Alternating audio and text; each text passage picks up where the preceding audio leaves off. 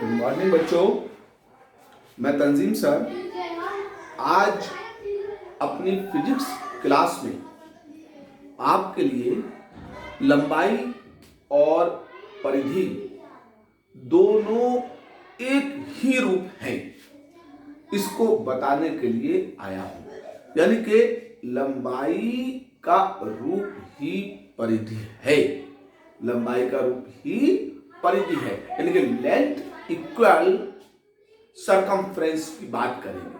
तो length equal circumference की बात करने के लिए अगर आपने चैनल को सब्सक्राइब नहीं किया है तो आप पहले चैनल को सब्सक्राइब कीजिए, लाइक कीजिए, फिर मैं आपके लिए आगे की वीडियो को बताता हुआ चलूंगा। तो आज मैं अपनी इस वीडियो में आपको ये बताने आया हूं कि लंबाई परिधि में कैसे बदलती है। लंबाई परिधि में कैसे बदलती है। मान लीजिए कि मेरे पास ये एक तार है, हो सकता है कि आपको सही से नजर ना आता हो क्योंकि इसका रंग थोड़ा सा हल्का है। तो ये एक तार मैं अपना हाथ में पकड़े हूं, तो इस वक्त इसमें लंबाई है, इसमें क्या है, लंबाई है। अब लंबाई हमें नहीं पता कितनी है, तो हमने मान लिया वो लंबाई जो है वो L है। कितनी है? L है। तो इस लंबाई को अब मैं क्या करूं, ठीक है, इसके दोनों सिरों को आपस में मोड़कर एक वृत्त बना दूं। ये क्या बन गया? एक वृत्त बन गया। दोनों सिरे आपस में मोड़े और एक ये आर त्रिज्या का वृत्त बन गया। तो अब से पहले जो लंबाई थी वो कहां चली गई? इसकी परिधि पर आ गई। इसकी कहां पर आ गई? परिधि पर आ गई। तो अगर हम इस परिधि को खोल दें तो फिर से लंबाई मिल जाएगी, और अगर हम इसको बंद कर दें तो ये लंबाई फिर से काय में बदल जाएगी, परिधि में बदल जाएगी। तो इसका मतलब क्या हुआ कि लंबाई से ही परिधि का जन्म हुआ है। और परिधि कब बनती है? जब लंबाई का एक सिरा दूसरे सिरे से मिलकर एक संपूर्ण वृत्त यानी कि रिंग को बनाता है।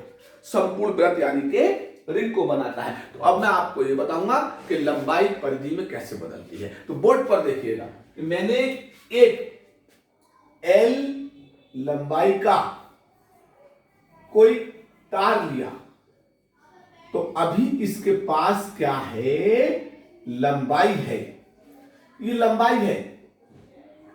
अब आपने इस लंबाई को ये वाले सिरे घुमा के यहां से घुमाकर मोड़कर इधर को ले आए नीचे की तरफ, और ये सब वाला सिरा भी आप घुमाकर इधर को ले आए नीचे की तरफ।